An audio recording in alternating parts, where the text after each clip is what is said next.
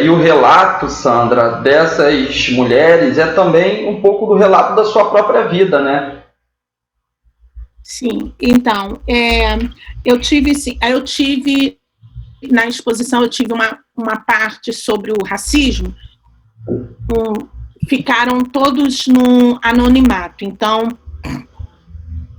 ninguém sabia quais eram os casos, quem tinha passado aquele racismo, não ficou explícito o nome de ninguém. E eu vou ler aqui um que, assim, que mais me tocou na época, né? Porque é muito próximo também. Então, vou ler um relato aqui para vocês.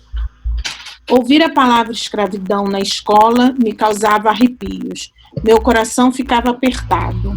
Eu não gostava de ouvir a palavra escravos. Eu tinha 10 anos de idade e sabia que aquelas pessoas chamadas de escravos eram parte de mim.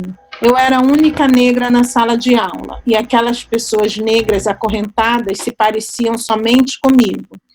Seria diferente se a professora soubesse contar a história como ela verdadeiramente foi. Ela não diria escravos, e sim escravizados.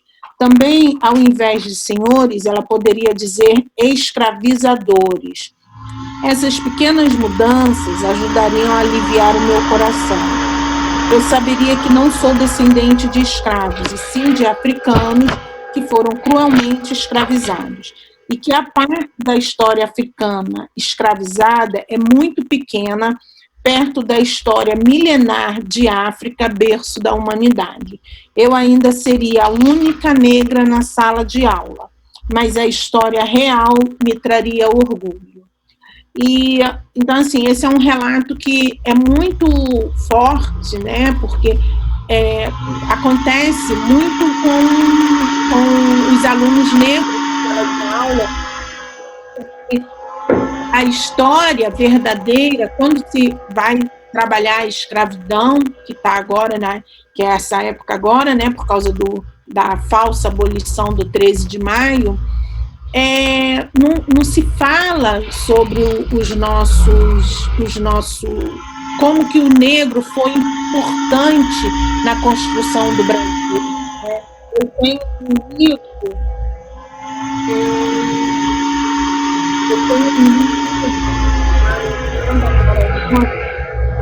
que é um dicionário, lembro que o nosso autor é um dicionário da escravidão, né? E aí tem ali as histórias dos quilombos, né? A história, por exemplo, tem um samba-enredo chamado Chico Rei, que conta a história de um negro que foi escravizado, só que na África ele era rei e ele era rainha, e a esposa dele era rainha. E eles foram trazidos para o Brasil e foram levados lá para Minas Gerais, para aquela área ali de Ouro Preto. E ele conseguiu, né, a liberdade, porque eles escondiam pó de ouro entre os cabelos, né, e lavavam na pia da igreja, e assim eles foram comprando a liberdade, e eles foram, esse Chico Rei, dono de uma mineradora, né? Aquele negócio de ouro, né? Ele se tornou dono de uma, mas isso não conta na história, não conta, né? Então, esse estaleiro que tem em Niterói, estaleiro Mauá, ele já foi de um homem negro, né? O tio-avô da Wanda Ferreira, né? Então, assim, são histórias que não chegam para a gente, e a gente cresce, nós negros crescemos com aquela ideia de que eu tinha nascido para ser empregada doméstica, né? E eu tive muito desses problemas, porque os meus amigos brancos, eles falavam, e para que fazer faculdade? Isso é bobagem, né? Tá cheio de engenheiro varrendo rua. Isso tudo é mentira. Eles falavam isso para mim porque eles não queriam que eu fosse estudar, né? Então, essa questão é muito importante a gente saber quando nós vimos nós, quem foram os nossos antepassados, e como que o negro foi importante na construção do Brasil. É importante que hoje a gente tem uma legislação que obriga a fazer isso, né? Na faculdade, na escola. Eu lembro, Sandra, que você deu uma palestra já para uma escola que eu trabalho aqui no Rio, que me marcou muito quando você disse: eu não sou descendente de escravos, eu sou descendente de reis e rainhas da África. E a partir dali eu percebi o quanto nós usamos expressões preconceituosas que constroem rótulos sem ao menos perceber. Então isso faz toda a diferença, é um trabalho diário, a gente precisa se policiar, como você falou. Não é escravo, é escravizado, não é senhor, é escravizador. Então são situações que a gente precisa sim colocar e trabalhar com certeza com aquela criança negra que está em sala de aula ouvindo tudo aquilo e acha que a única contribuição na história do Brasil é a mão de obra escrava. Não teve nada de útil, nada de importante, ele não é protagonista. E aí, eu gostaria também, vi que você, em cima disso, também coordena um grupo, né, de estudos Conceição Evaristo, em Atlanta. Primeiro, apresenta para as pessoas quem é Conceição Evaristo, que eu tenho certeza que muitos não a conhecem. E ainda em cima desse trabalho de valorização também de personagens negros, escritores negros, acho que você vai estar dando uma grande contribuição para a gente apresentando a história da Conceição Evaristo e dizendo do que se trata esse grupo de estudos. Sim, a Conceição Evaristo é esta mulher negra aqui, belíssima. Ela foi empregada doméstica, a mãe foi empregada doméstica, a avó foi empregada doméstica, ela é de Minas e ela veio para o Rio de Janeiro e, trabalhando como empregada doméstica, ela fez o curso normal e virou professora. E ela fez doutorado em literatura comparada na UF e ela tem muitos livros publicados, livros de poema, livros de contos, Becos da Memória, Ponciá Vicêncio, e também muitos poemas. E eu vou ler, antes de eu falar do grupo de estudo, eu vou ler um poema dela. Eu trabalho muito com a questão da mulher, mas ela tem um poema que fala na esperança o homem. Esse é o título do poema. Da cabeceira do rio, as águas viajantes não desistem do percurso, sonham. A seca explode no leito vazio e a pele enrugada da terra seca e sonha.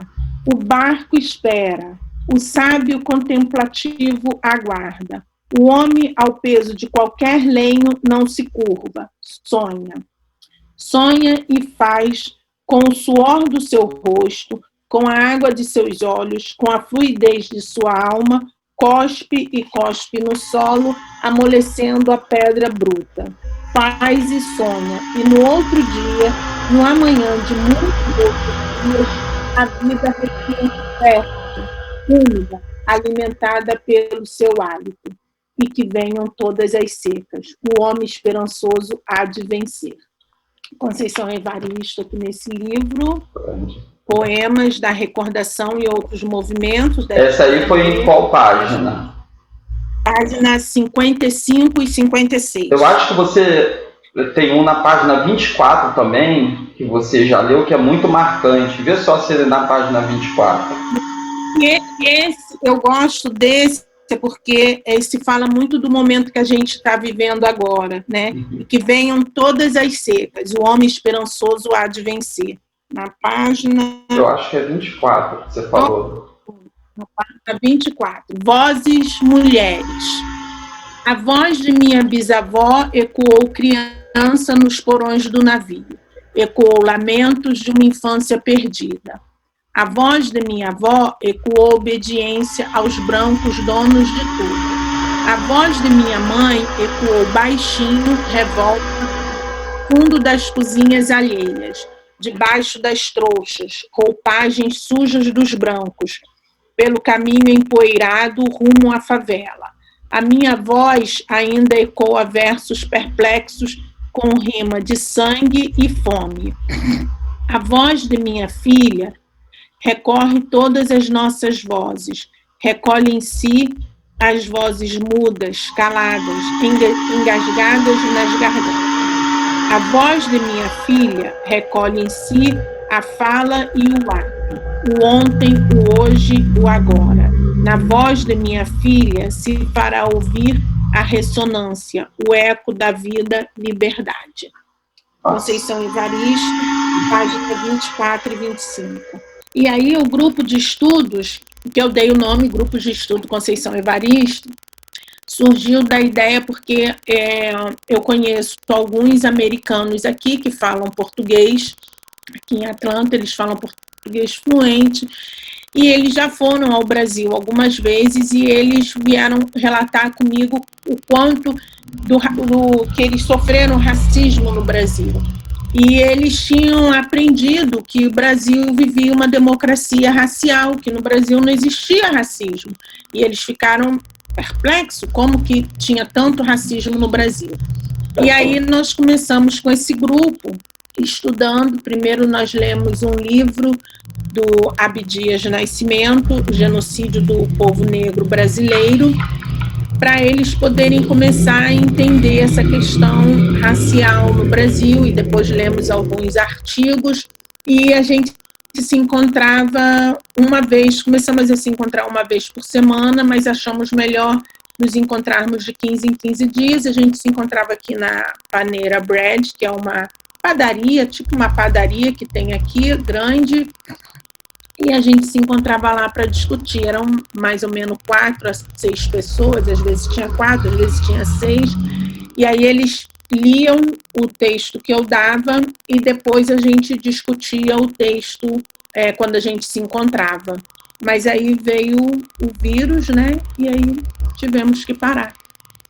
Esse é o grupo de estudos. E sobre o livro, Sandra? Fala mais um pouco sobre esse livro que você pretende lançar nos próximos meses, que seria aí baseado na exposição, né? E dá o seu recado aí para os nossos alunos que estão te vendo aí na quarentena, preservados dentro de casa nesse período tão difícil da humanidade, né? Pode falar. Então, aí, como a exposição aconteceu em dezembro de 2017, as pessoas sempre me perguntavam: por que você não faz um livro sobre a exposição?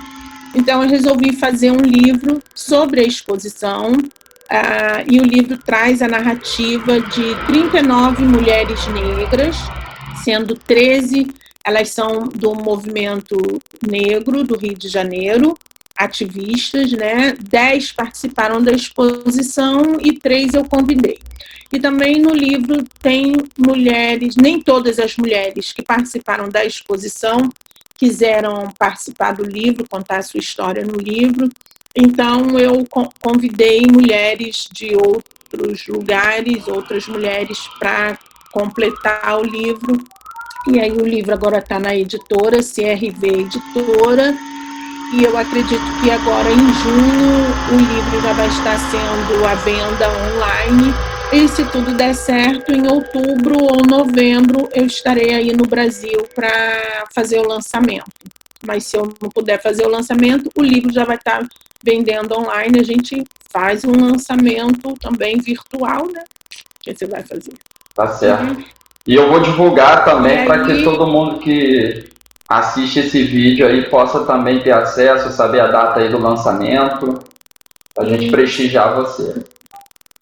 Sim, e caso eu vá ao Brasil em outubro ou em novembro, em outubro acontece em São Gonçalo a FLISGO, que é a Feira Literária de São Gonçalo, e é de 9 a 16 de outubro, e eu pretendo ir para lançar o livro lá na feira e eu espero ver vocês lá.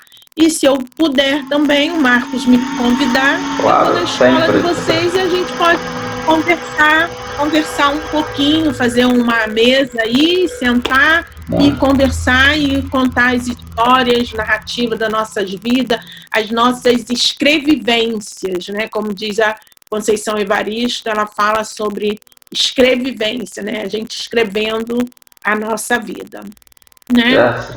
Foi muito bom estar com vocês, muito obrigada pelo carinho. Também, quando vocês terminarem de ver o vídeo, se vocês tiverem perguntas, vocês mandem a pergunta para o Marcos, que eu posso voltar aqui outro dia e esclarecer tudo. Tá bom? E vamos torcer aí, Obrigado, Sandra, torcer para que a pandemia ajude e que você possa, em outubro, né, estar em São Gonçalo. Vamos prestigiar o seu trabalho em São Gonçalo, que você possa também estar visitando a nossa escola em outubro. Vai dar tudo certo. Tenhamos fé nisso. Ok. Um abraço e obrigada. Tchau, obrigado a você.